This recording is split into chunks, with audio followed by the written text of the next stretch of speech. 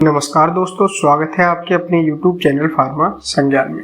दोस्तों, आज की वीडियो में हम बात करने वाले हैं बेड वेटिंग के बारे में कि कोई भी पेशेंट है, कोई बच्चा है या कोई वयस्क व्यक्ति भी हो सकता है जो क्या सोते सोते पेशाब कर देते हैं या उनको पता ही नहीं लगता है और वो सोते सोते उनका जो बिस्तर है वो गीला हो जाता है।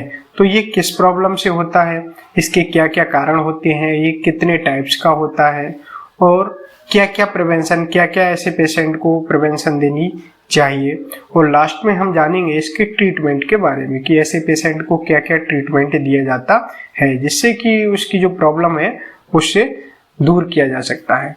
तो दोस्तों, आपने सुना भी होगा कि नींद में बच्चा पेशाब कर देता है या बच्चे को याद ही नहीं रहता है और बच्चा जो है बेड वेटिंग हो जाता है, मतलब बिस्तर को गीला कर देता है। तो ये एक एज के अकॉर्डिंग होता है। अगर बच्चे की एज 8 साल 7 साल से कम है तो ये कभी कभी हो भी सकता है। तो दोस्तों, आज की वीडियो में हम बात करेंगे कि अगर आपका बच्चा 7-8 साल का है तो उसको ये प्रॉब्लम से कैसे रोका जा सकता है, और अगर किसी पेशेंट को जो बुजुर्ग है या वयस्क है तो उसको ये प्रॉब्लम है तो उसको क्या ट्रीटमेंट दिया जाता है। तो दोस्तों, अगर इसकी बात करें तो ये 2 टाइप्स का होता है। इसमें प्राइमरी नॉकटर्नल एनोरेसिस और दूसरा है सेकेंडरी नॉकटर्नल एनोरेसिस। प्राइमरी नॉकटर्नल एनोरेसिस में जब बच्चा प्रतिदिन सूखा नहीं रह पाता है, मतलब वो बच्चे को प्रतिदिन ही बिस्तर को गीला कर देता है, तो इसको प्राइमरी नॉकटर्नल एनोरेसिस कहते हैं। और दूसरी जो कंडीशन है, इसमें क्या होता है, बच्चा है या वयस्क है वो कई दिनों में कभी कभी ऐसा उसके साथ होता है कि वो बिस्तर को गीला कर देता है। इस प्रॉब्लम को बेड वेटिंग कहते हैं। अगर इसके कारण की बात करें तो इसका सबसे पहला कारण है मेंटल डेवलपमेंट, मतलब ऐसे व्यक्ति में या बच्चे में जो मेंटल डेवलपमेंट है वो सही से नहीं हो पाता है, तो उस दौरान क्या है, उसका अपने पेशाब पे कंट्रोल नहीं हो पाता है। उसको पता ही नहीं लगता है, जब वो सोता है तो उस समय उसको पता नहीं लगता है कि उसको पेशाब आ रही है, तो उस दौरान उसको वो कंट्रोल नहीं कर पाता है।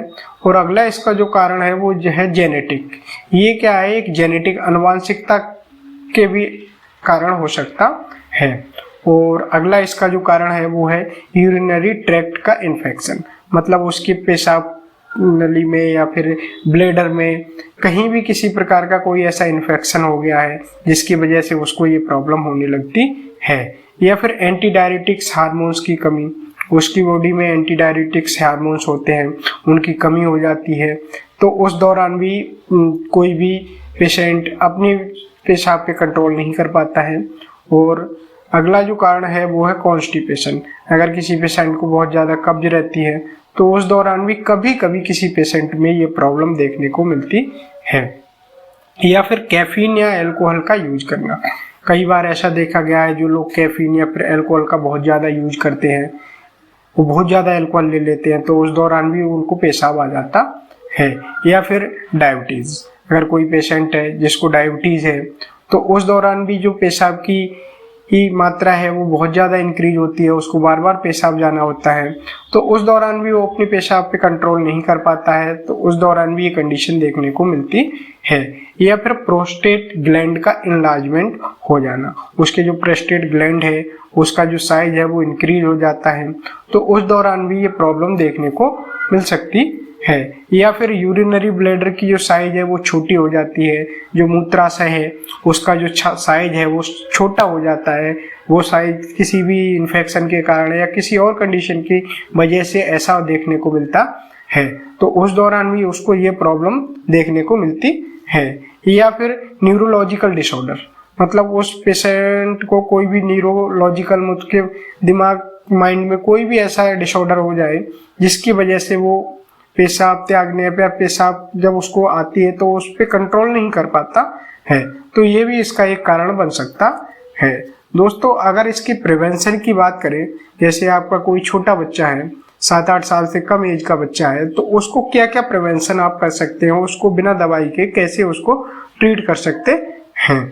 तो सबसे पहले जो फैमिली मेंबर हैं उनको सलाह दी जानी चाहिए कि बच्चों को आप डिमोटिवेट नहीं करेंगे, कि बच्चों को आप बिल्कुल मानसिक आघात नहीं पहुंचाएंगे, उनको बताएंगे कि ये बेटा एक प्रॉब्लम होती है, कभी कभी हो जाती है और ये इससे कोई छिपाने वाली बात नहीं है। तो ऐसे करके उनको बच्चों को मानसिक आघात नहीं पहुंचाना है, ना आपको शर्मिंदगी महसूस करवाना है बच्चे को बार बार, ना डांटना है, क्योंकि ये किसी के भी साथ हो सकती है। और बच्चे को टॉयलेट ट्रेनिंग देना है। जब बच्चा शाम को सोता है तो उस समय उसको पेशाब कराकर ही सुलाना चाहिए, जिससे क्या है इसके जो चांस होते हैं वो काफ़ी ज़्यादा कम हो जाते हैं। अगर आपका जो बच्चा है वो 7-8 साल तक की उम्र के बाद भी ये प्रॉब्लम होती है उसको, तो उसको ट्रीटमेंट दिया जाता है। अगर दोस्तों इसकी ट्रीटमेंट की बात करें तो सबसे पहले टैबलेट आती है डेप्सोल 25 mg। डेप्सोल 25 mg इसमें इमिप्रामाइन हाइड्रोक्लोराइड पाया जाता है। ये ऐसे पेशेंट को रात को सोते समय एक बार ही इस टैबलेट्स को दिया जाता है। और टैबलेट ऑक्सीस्पास जिसमें ऑक्सीबुटाइनिन क्लोराइड पाया जाता है। ये 5 mg की टैबलेट्स भी ऐसे पेशेंट को शाम को एक बार दी जाती है। और टैबलेट एक नज़ल ड्रॉप भी आता है जो ऐसे पेशेंट को रात को सोते समय उसकी नोस्ट्रल में, दोनों नोस्ट्रल में स्प्रे कर दिया जाता है, इससे काफ़ी ज़्यादा आराम मिलता है। उसका नाम है टैब डी वॉइड नसल स्प्रे। टैब डी वॉइड नसल स्प्रे। इस स्प्रे को दोनों नोस्ट्रल में शाम को सोते समय डाल दिया जाता है एक बूंद, जिससे कि काफ़ी ज़्यादा रिलीफ मिलता है। दोस्तों ये थी कुछ बेड वेटिंग्स के बारे में जानकारी। और अगर जानकारी अच्छी लगी हो तो अपने YouTube चैनल फार्मा संज्ञान को सब्सक्राइब करें और बेल आइकन को प्रेस करें।